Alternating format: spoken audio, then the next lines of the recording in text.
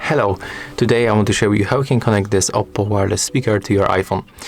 So at first you have to click and hold this power key. Power on. As you can see, our device is turned on, and keep holding until this indicator starts blinking like that. It means that right now we are in the pairing mode. So you have to open the settings on your iPhone, enable Bluetooth on your iPhone. If you don't know how to enter the Bluetooth, take a look. Go just right here below the Wi-Fi, and on the other devices, Bluetooth pairing. Yeah, after a few seconds you'll also hear this notification that the Bluetooth is in the pairing mode.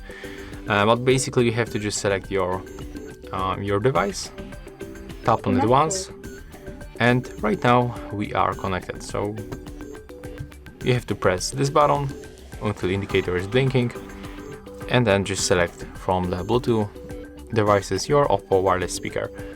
And that's all.